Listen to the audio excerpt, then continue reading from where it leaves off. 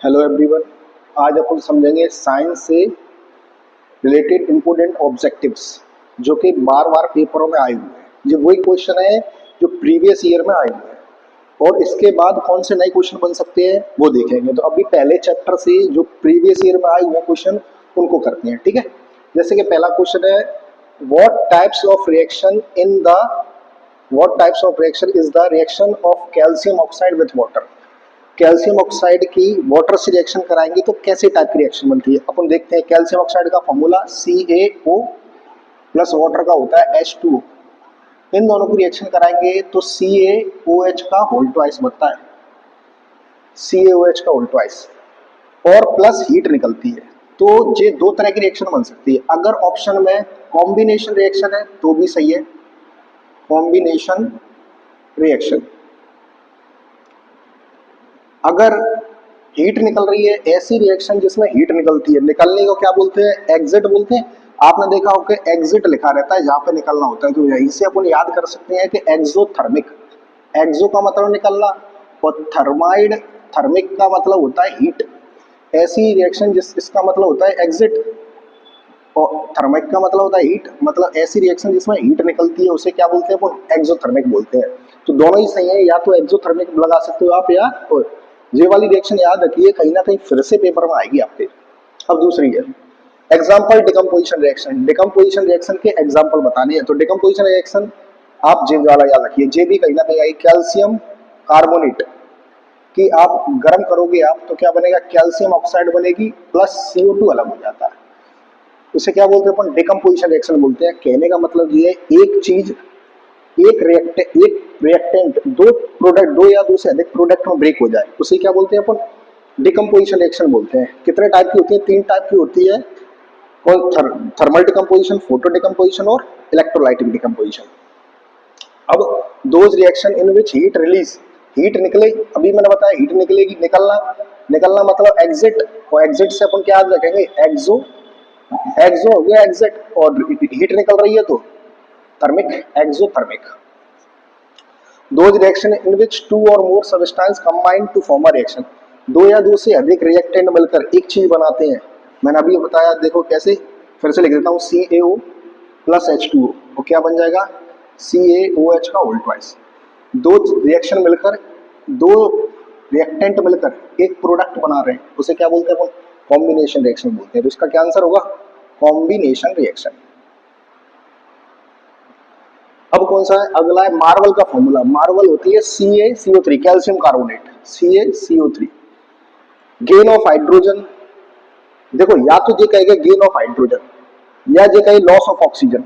इन दोनों का जवाब क्या है, चाहे कोई सा भी आ जाए, और में तो इनका है रिडक्शन। चाहे तो ऑक्सीजन ले, चाहे तो ऑक्सीजन लूज करे और चाहे हाइड्रोजन ले, इनका इसका मतलब क्या होगा, रिडक्शन प्रोसेस में होता है, रिडक्शन प्रोसेस में होता है। इसका उल्टा ऑक्सीजन गेन करे, हाइड्रोजन लूज करे, इसको बोलते हैं ऑक्सीडेशन। याद है, और ये दोनों जिस रिएक्शन में हो रही है, मतलब जिसमें ऑक्सीडेशन भी हो रहा है, रिडक्शन भी हो रहा है।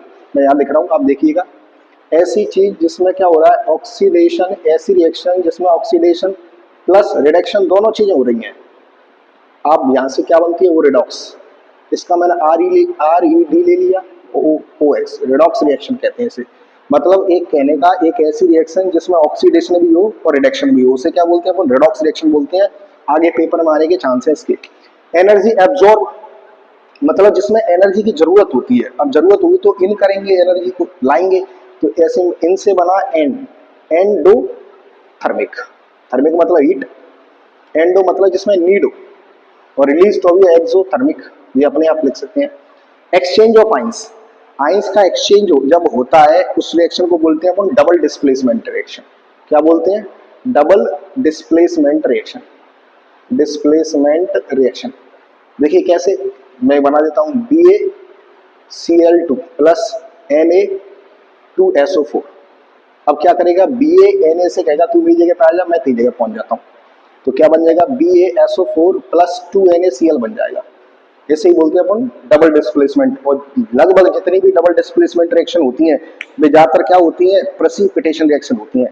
जैसे कॉम्बिनेशन रिएक्शन ज्यादातर क्या होंगी, वो एक्सोथर्मिक होंगी। डिकम्पोजिशन रिएक्शन क्या होंगी, ज्यादातर एंडोथर्मिक होंगी।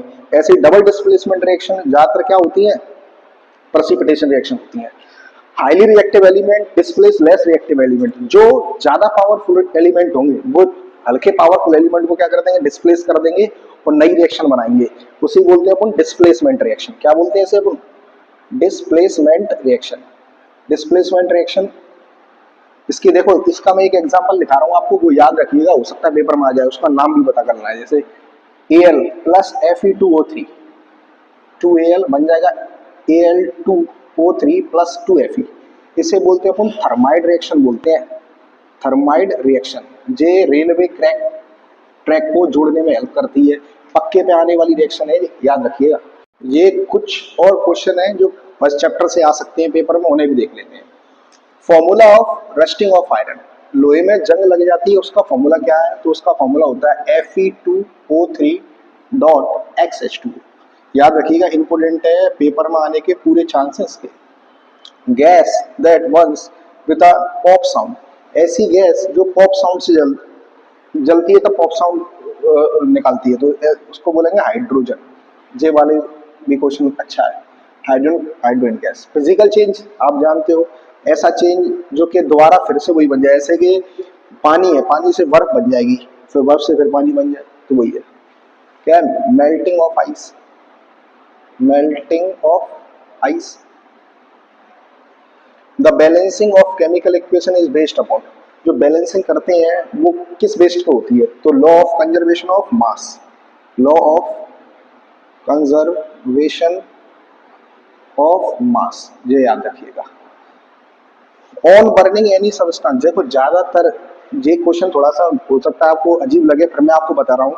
ज्यादातर कोई से भी चीज है, मतलब कोई से भी ऑब्जेक्ट है, ज्यादातर कह रहा हूँ, ज्यादातर ऑब्जेक्ट है जिनको अपन ऑक्सीजन की प्रेजेंस में गर्म कर रहे हैं, ऐसे ऑब्जेक्ट जिनको अपन ऑक्सीजन की प्रेजेंस में गर्म कर रहे हैं, ज्यादातर क्या बनता है, CO2 और H2O बनता है। क्या बनता है, CO2 और H2O बनता है।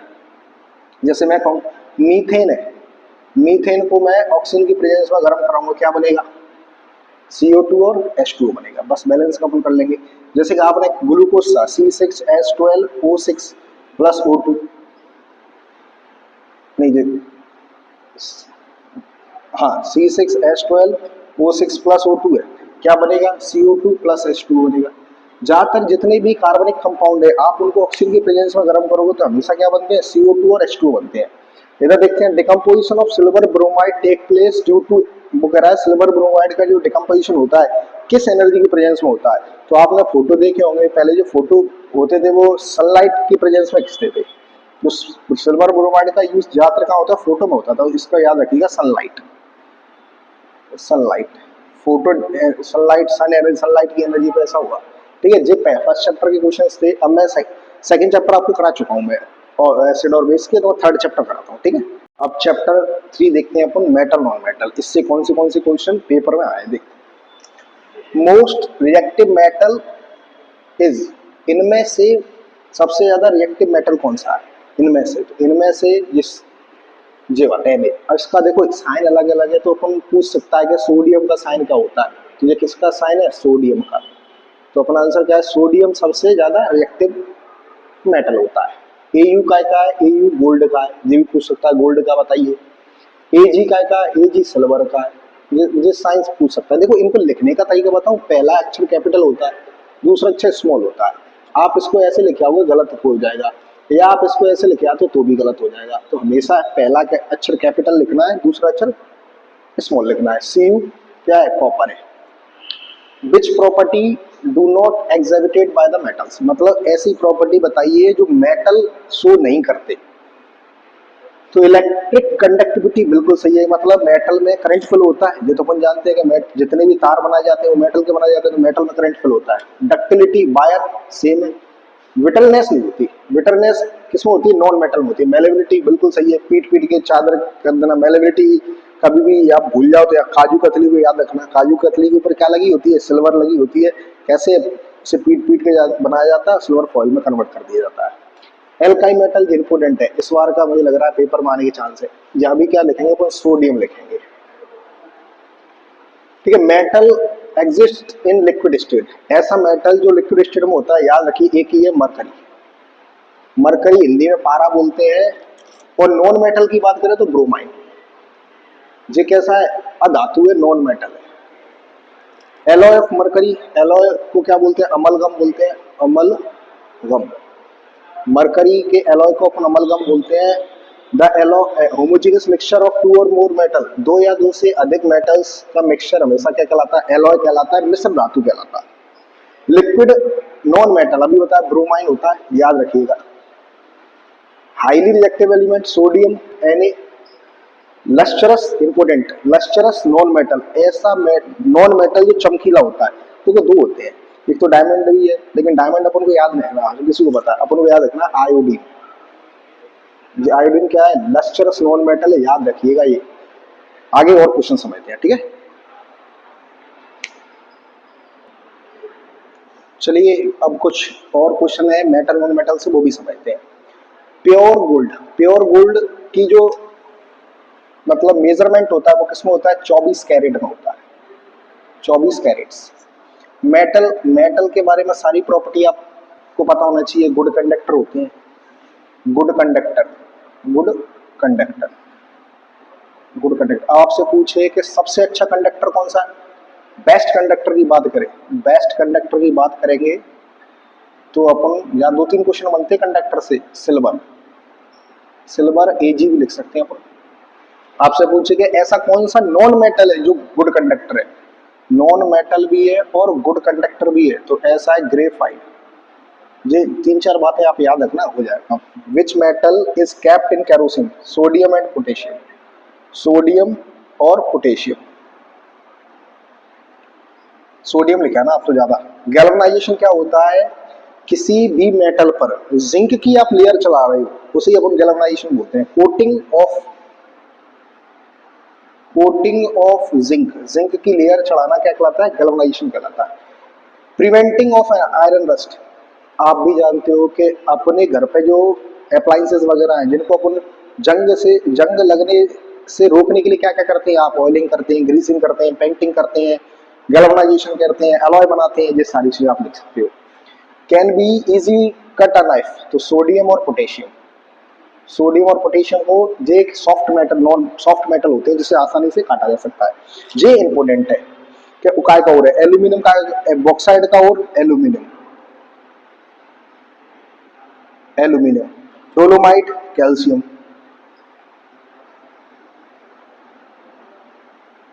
सिनेबार, बार को याद रखना, बार मतलब लिक्विड, और लिक्विड कौन सा होता है? मरकरी, मरकरी का साइन Hg।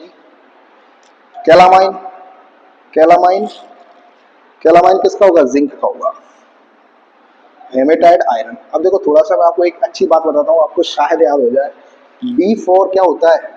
बॉक्साइड। पहले आप ए फॉर एल्यूमिनियम, तो ए का बी से मतलब एक का जो वो मेटल है उसका जो और होगा वो बी वाला होगा।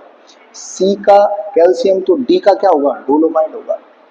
सी का कैल्शियम, एच का आई से होगा। दो चार बातें आप याद कर सकते हैं, जैसे ए के बाद बी आता है, सी के बाद डी आता है, आई के एच और आई। सिनेबार बार से याद रखना, और कैलामाइन जिंक। ये आपके क्या हो गए? मेटल। एक और चीज, एम्फोटेरिक ऑक्साइड कौन कौन से बनाते हैं? एम्फोटेरिक, एम्फोटेरिक ऑक्साइड के आप दो बस याद रखिए, कौन सा? जिंक और एल्यूमिनियम, ये दो। आपसे पूछेगा ऐसे कौन से मेटल हैं जो एम्फोटेरिक ऑक्साइड बनाते हैं? एम्फोटेरिक ऑक्साइड का मतलब होता है एक ऐसे मेटल जो बेसिक ऑक्साइड भी फॉर्म करे और non metal, non basic acidic oxide भी फॉर्म करे। कहने का मतलब ये है कि कुछ ऐसे मेटल होते हैं जिनका जो ऑक्साइड बनाने का नेचर है वो बेसिक भी हो सकता है और एसिडिक भी हो सकता है। मेटल की ज्यादातर जो ऑक्साइड बनती है वो कैसी होती है? बेसिक होती है। लेकिन ये दो ऐसे हैं जो बेसिक भी बनाते हैं और एसिडिक भी बनाते हैं, इन्हें बोलते हैं अपन एम्फोटेरिक ऑक्साइड्स। ठीक है, अब अगले चैप्टर की ओर चलते हैं। चलिए कार्बन कंपाउंड समझते हैं। कार्बन कंपाउंड से ज्यादा ऑब्जेक्टिव आते नहीं है, लेकिन कहाँ से कौन से ऑब्जेक्टिव बन सकते हैं वो मैं आपको पूरा बता देता हूँ। जैसे कि butane, butanone is a 4 carbon compound which functional group, मतलब जो ब्यूटेन वन है जो किसका फंक्शनल ग्रुप है? तो ONE1 वन कीटोन का होता है। कीटोन में भी क्या छुपा है? देखो आपको याद कैसे रखेगा, ONE1 छुपा है, इसके भी IUPAC में क्या छुपा हुआ? ONE1 छुपा हुआ। अब देखो ब्यूटेन का फॉर्मूला ANE आए तो क्या है इसकी सी, देखो ब्यूटेन होता है 4 ईथ मीथ प्रोपब्यूट 4 कार्बन का, ANE लिखा है तो जितने कार्बन है उनका डबल कर दीजिए 8 और 2 जोड़ दीजिए 10 हो जाएगा। अब देखो इसमें ANE था, इसमें ENE है, तो इसमें कार्बन तो 4 रहेंगे लेकिन क्या हुआ केवल डबल होगा 8। बाई में क्या होगा कार्बन 4 रहेंगे डबल से 2 कम तो 6। और साइक्लोब्यूटेन पूछता है तो C4H80 लगाना आपको ये फॉर्मूला। ठीक है फंक्शनल ग्रुप, अब देखिए फंक्शनल ग्रुप से क्या एल्कोहल का फंक्शनल ग्रुप क्या होता है OH होता है, जिसके IUPAC नेम में क्या जुड़ता है OL जुड़ता है पीछे। एल्डिहाइड का फंक्शनल ग्रुप क्या होता है CHO होता है, क्या जुड़ता है AL जुड़ता है पीछे IUPAC नेम में। कीटोन का क्या होता है CO होता है और भी बताया था ONE1 जुड़ता है। एसिड का COOH होता है और क्या जुड़ता है ओइक एसिड जुड़ता है। ये आप हो सकता है इनमें से कोई चीज पूछ ले या इसकी फुल फॉर्म पूछ ले। IUPAC की फुल फॉर्म क्या है international union pure applied chemistry. Benzene का फॉर्मूला पूछ सकता है C6H6, इसका आपसे स्ट्रक्चर भी पूछ सकता है। ठीक है बना दिया मैंने, जे स्ट्रक्चर होता है इसका याद रखिएगा। ठीक है इतने सारे क्वेश्चन ज्यादा बने नहीं है, ऑब्जेक्टिव कम आते हैं लेकिन कहाँ से बन सकते थे मैंने आपको करा दिया। ठीक है अब आगे एक चैप्टर देखते हैं बायोलॉजी के। चलिए अब अपन समझेंगे लाइफ प्रोसेस से कौन कौन से ऑब्जेक्टिव आए हुए एग्जाम में और कौन कौन से के आने की संभावना है। विच ट्रांसपोर्ट बाय फ्लोएम, फ्लोएम के द्वारा क्या चीज ट्रांसपोर्ट की जाती है प्लांट्स में, तो क्या किया जाता है फूड किया जाता है। वही जाइलम के लिए क्या किया जाता है वाटर किया जाता है। 2-4 बार अपना phloem food phloem food phloem food phloem food, xylem water xylem water xylem water, तो आपको जैसे ही पेपर में देखिएगा तुरंत याद आ जाएगा। Respiration in fish is done through gills के द्वारा, जो फिश होती हैं वो गिल्स के द्वारा रेस्पिरेशन करती है। ह्यूमन काय के द्वारा करते हैं लंग्स के द्वारा करते हैं, लंग्स के द्वारा करते हैं। लेकिन अपन को सबसे सही याद रखने वाला क्या पता है अर्थवॉर्म कैसे करता है। अर्थवॉर्म कैसे करता है स्किन से करता है, ये वाली बात याद रखने वाली बात है, ये इंपॉर्टेंट है याद रखिएगा। Break down of pyruvate to give carbon dioxide water and energy take place, ये कहाँ होता है ऐसा तो माइट्रोकॉन्ड्रिया में होता है, माइट्रोकॉन्ड्रिया। और सबको पता भी होगा power house of a cell कैसे कहते हैं, ऐसे ही कहते हैं पावर हाउस, पावर हाउस। ठीक है the kidney in human being are a part of, kidney क्या काम करती है अपनी बॉडी में एक्सक्रिएशन का काम करती है, क्या करती है एक्सक्रिएशन का काम करती है। एक्सक्रिएशन अपनी बॉडी में से वेस्ट पदार्थ को बाहर निकालती है। The process of respiration is oxidation, है ऑक्सीजन यूज हो रहा है, रेस्पिरेशन का मतलब ऑक्सीजन, ऑक्सीजन मतलब oxidation. How many chamber are human heart, human heart में कितने चैम्बर होते हैं 4 होते हैं, लेकिन यहाँ से पूछ ले फिश में कितने होते हैं तो इसमें 2 होते हैं। आपसे पूछे वर्ड्स में कितने होते हैं तो वर्ड्स में 4 होते हैं। आपसे फ्रॉग का पूछेगा फ्रॉग में कितने होते हैं FROG, फ्रॉग में होते हैं 3, ये वाली बात याद रखिएगा 2 4 3 पक्के पे याद रखिएगा। स्मॉल इंटेस्टाइन है numerous finger like projection, villi होता है जो क्या करता है सरफेस एरिया को इंक्रीज करता है जिससे ज्यादा क्या हो एब्जॉर्प्शन हो सके। Green plants make their own food बनाते हैं अपना। Aerobic respiration take place in the presence of O2, anaerobic respiration क्या होता है एब्सेंस ऑफ O2 होता है। The process which together perform the maintenance job are called, सारी प्रोसेस एक वो कह रहा है ऐसी कौन सी प्रोसेस है जो सारे बॉडी में सारा काम करती है, जैसे जैसे nutrition respiration excretion transportation transpiration, सारी प्रोसेस जो क्या करती है उसे अपन क्या बोलते हैं लाइफ प्रोसेस बोलते हैं। क्या बोलते हैं अपने लाइफ प्रोसेस बोलते हैं। रिमूवल वेस्ट, अपनी बॉडी से वेस्ट बाहर निकालना एक्सक्रिएशन। बायो कैटलिस्ट क्या होते हैं एंजाइम्स होते हैं, ये वाली बात याद रखना। कुछ और क्वेश्चंस हैं वो भी मैं लिखाता हूँ आप देख लीजिए। देखिए इनको क्या करिएगा बार बार रिपीट करिएगा, बार बार वीडियो देखिएगा और जो आपको लग रहा है कि जी आप ऐसा कोई क्वेश्चन जो आपको बिल्कुल भी याद नहीं है उसको अपनी कॉपी में लिख लो, उसको बार बार रिपीट करो। ये आपके ऑब्जेक्टिव मान के चलिएगा यहाँ से बाहर नहीं जाएगा। अब मैं ये तो नहीं कह सकता कि 100% ऐसा ही आएगा, लेकिन मैं इतना मान के चल रहा हूँ कि इनसे बाहर नहीं जाएंगी चीजें। आपको पेपर आएगा तब आप देख लीजिएगा। ऐसे ही मैंने मैथ्स की भी वीडियो बनाई थी, आपने उसमें भी देखा हो कोई चीज बाहर नहीं गई थी, तो मुझे लग रहा है कि इससे बाहर जाएगा नहीं, फिर आप और देख लीजिएगा। ठीक है बार बार इनको रिपीट करिएगा देखिएगा। और फिर मैं कह रहा हूँ जो क्वेश्चन आपको ऐसा लग रहा है कि मुझे याद ये बिल्कुल भी याद नहीं था, उसको आप लिख लीजिए अपनी कॉपी में, जिससे वो आपको याद हो जाएगा। चलिए,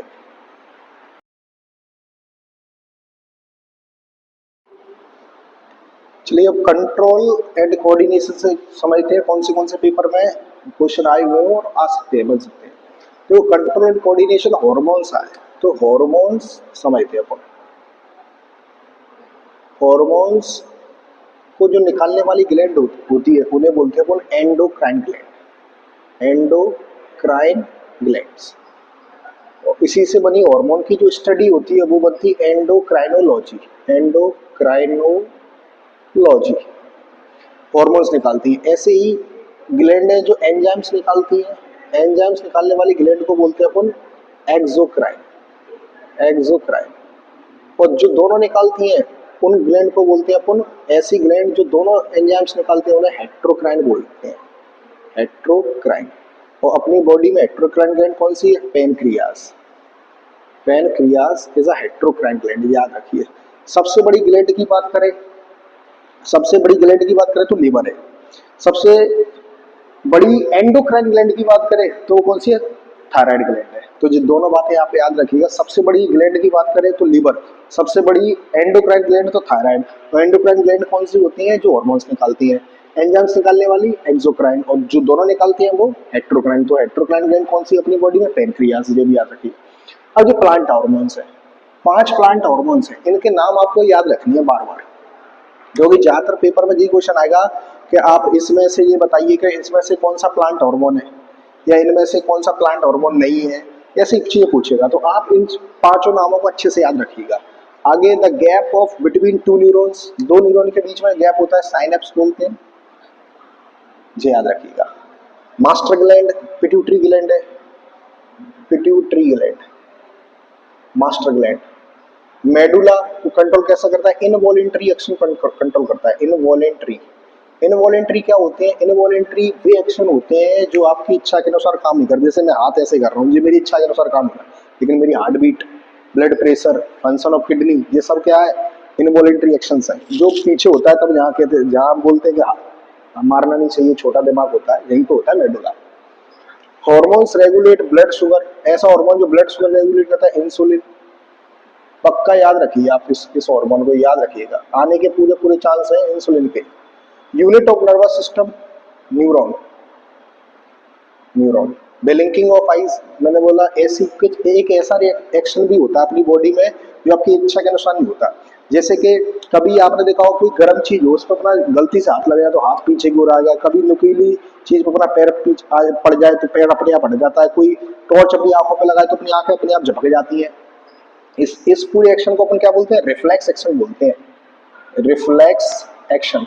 अब आपसे ये पूछ सकता है कि रिफ्लेक्स एक्शन करता कौन है? तो याद रखिए ब्रेन नहीं करता इसको, इसको स्पाइनल कॉर्ड करती है, स्पाइनल कॉर्ड, याद रखिएगा इस बात को। डिसीज कौन सी है? जो आयोडीन की कमी से होते हैं, ग्वेटर बीमारी होती है आयोडीन की कमी से। Name of plant which help the growth of the stem, gibberellins. ये आपकी इस चैप्टर से आए हुए क्वेश्चंस थे। एक दो चार मैं नाम और बता देता हूँ आपको, वो आप याद रखिए। जैसे मेल हार्मोन है, मेल हार्मोन क्या है? टेस्टोस्टेरोन है। फीमेल हार्मोन कौन से? एस्ट्रोजन है, प्रोजेस्टेरोन है। गोनेट ग्लैंड निकालती है, टेस्टिस होते हैं जो निकालते हैं। इस मेल में टेस्टिस का काम क्या है? स्पर्म फॉर्मेशन है, और फीमेल में एग फॉर्मेशन है। ये बातें आप याद रखिएगा, हो सकता है इनमें से कोई क्वेश्चन आ जाए। ठीक है, अब आगे चैप्टर की तरफ चलते हैं। ये कुछ क्वेश्चंस हो रहे हैं, इन्हें भी समझ लेते हैं। तो which enzymes convert fat into fatty acid, कौन सा एंजाइम्स फैट को फैटी एसिड में कन्वर्ट करता है? तो यहाँ कुछ एंजाइम्स अपन समझेंगे, ये तो लाइपेज है। यहाँ कुछ एंजाइम्स और समझ लेंगे अपन जो काम करते हैं, जैसे कि सबसे पहला है टॉयलिन। टॉयलिन, टॉयलिन क्या करता है? कन्वर्ट, इसे सिलेवरी अमाइलेज भी बोलते हैं, convert starch into sugar, starch को शुगर में कन्वर्ट करता है, याद रखिएगा। दूसरा इंसुलिन, पक्का याद रखना, इंसुलिन शुगर लेवल मेंटेन करता है, शुगर लेवल अपनी बॉडी में, अपने ब्लड में। रेनिन याद रखना, रेनाइन मिल्क से रिलेटेड एंजाइम है ये। और पेप्सिन याद रखना, पेप्सिन, ट्रिप्सिन,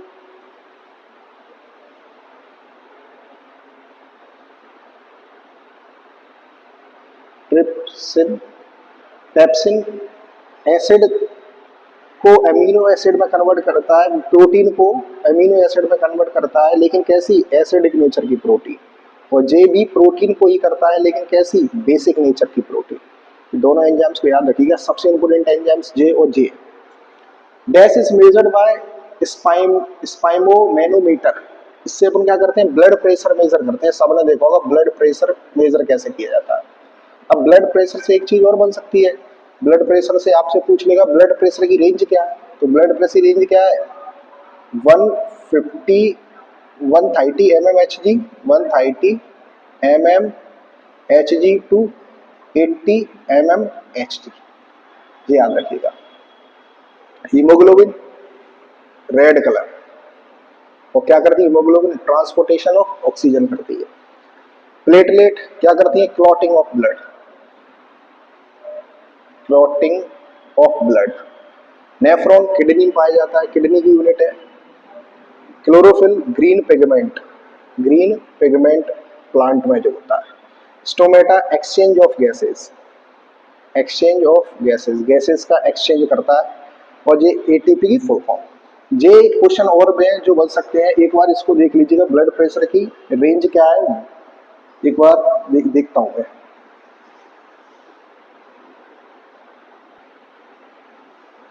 तो ब्लड प्रेशर की रेंज है 120 mmHg टू 80 mmHg। ये 130 लिख दिया था गलती से मैंने, चलिए इतना हो गया आपका। अब आगे समझते हैं अगला चैप्टर। इस चैप्टर में से बहुत कम क्वेश्चन आए हैं, चलो देख लेते हैं। The chromosome are responsible for male child. वो क्रोमोसोम बताइए जो मेल चाइल्ड के लिए रिस्पॉन्सिबल होता है, तो मेल का बाई क्रोमोसोम, मेल का by chromosome. Mendel propose the law of inheritance, Mendel ने लॉ ऑफ इनहेरिटेंस दिया, लॉ ऑफ डोमिनेंस दिया, लॉ ऑफ इंडिपेंडेंट असोल्वमेंट दिया, तो सारे मेंडल ने दे दिए। लॉ ऑफ जेनेटिक या फादर ऑफ हेरिडिटी किसको कहा जाता है, मेंडल्स को कहा जाता है। पेयर ऑफ क्रोमोसोम कितने होते हैं, 23 होते हैं, और टोटल कितने होते हैं, 46 होते हैं। लेकिन वहीं से पूछे सेक्स क्रोमोसोम कितने होते हैं, सेक्स क्रोमोसोम कितने होते हैं, 2 होते हैं, याद रखिएगा। या एक पेयर होता है 23rd वाला पेयर। डीएनए की फुल फॉर्म डाईऑक्सीराइबोस न्यूक्लिक एसिड। यही अभी तक आए इस चैप्टर से। अब अगला चैप्टर समझते हैं, अब रिप्रोडक्शन चैप्टर से समझते हैं अपन। Asexual reproduction take place in budding. Budding कहाँ होता है, असेक्सुअल रिप्रोडक्शन कहाँ पे होता है, ये हाइट ईस्ट में होता है, ईस्ट। अमीबा में कौन सा होता है, बाइनरी फिजन होता है। The pollen grain of one flower are transferred to another flower, then process called pollination, pollination. The fusion of male and female gametes is called fertilization. अब फर्टिलाइजेशन किस जगह होता है ये पूछ ले तो fallopian tubes. For dash organic cell division किसमें होता है, फ्यूजन अभी बताया। अमीबा, अमीबा कैसा यूनिसेलुलर है, यूनिसेलुलर। जेनेटिक मटेरियल डीएनए होता है, deoxyribose nucleic acid. Female hormone estrogen, और मेल हार्मोन कौन सा है, टेस्टोस्टेरोन। यूनिसेक्सुअल रिप्रोडक्शन प्लांट्स कौन से होते हैं, वाटरमेलन होता है, पपाया होता है, वाटरमेलन और papaya. From where does the embryo get nutrition, embryo nutrition कहां से लेता है, प्लेसेंटा से लेता है, इंपोर्टेंट है, प्लेसेंटा, इंपोर्टेंट है। मेंस्ट्रुअल साइकिल कितने दिनों की होती है, फीमेल्स में 2 से 8 दिनों की होती है। ये क्वेश्चन जो है वो आए हुए थे पुराने पेपर में, इनका आप रिवीजन कर लीजिएगा। अब अगला चैप्टर की ओर चलते हैं, चलिए वो अगला चैप्टर समझते हैं। Which of the following consist of food chain, इनमें से कौन फूड चेन से बना हुआ है, तो ग्रास, व्हीट एंड मैंगो ये तो नहीं बने होते। ग्रास को गॉड खाएगी और गॉड को ह्यूमन खा लेंगे, ये मतलब जो है आंसर। आगे चेक करते हैं, जी ठीक है, गॉड को काउ कैसे खा लेंगे, तो आएगी। ग्रास को फिश नहीं, ये नहीं है। The human in an ecosystem, अपन लोग इकोसिस्टम में कैसे हैं, अपन मांस भी खाते हैं, शाकाहारी भी हो मांसाहारी, तो ओमनीवोरस है अपन, कैसे हैं, ओमनीवोरस। प्रोड्यूसर कौन होते हैं, प्रोड्यूसर कौन होते हैं, ग्रीन प्लांट होते हैं अपने इकोसिस्टम में, ग्रीन प्लांट्स, याद रखिएगा ये वाली बात। Ozone is a molecules formed by 3 atom, O3 formula ही समझा हुआ ओजोन का, पेपर में भी आ सकता है। तो ओजोन लेयर का फॉर्मूला क्या होता है? द डैश प्रोटेक्ट कौन करता है यूवी रे से? ओजोन करती है, O3। The disposal of waste is a serious problem. कचरा कैसी सीरियस प्रॉब्लम है? कचरे से क्या हो रहा है? पॉल्यूशन हो रहा है। ओके, कैसे? सारे पॉल्यूशन। तो इन्वायरमेंटल प्रॉब्लम है। CFC की फुल फॉर्म क्लोरोफ्लोरोकार्बन, क्लोरोफ्लोरोकार्बन जी। नॉन बायोडिग्रेडेबल कौन से है? नॉन बायोडिग्रेडेबल प्लास्टिक वगैरह जो आसानी से सड़ते नहीं है। तो बायोडिग्रेडेबल कौन से? जैसे सब्जी के छिलकल वगैरह, या लकड़ी, या किसी भी एनिमल की बॉडी जो आसानी से क्या हो जाती है? सड़ जाती है, उन्हें अपन बायोडिग्रेडेबल बोलते हैं। और नॉन बायोडिग्रेडेबल, ये सारे क्वेश्चन फिजिक्स की मैं एक सेपरेट वीडियो बना दूंगा, उसको आप देख लीजिएगा।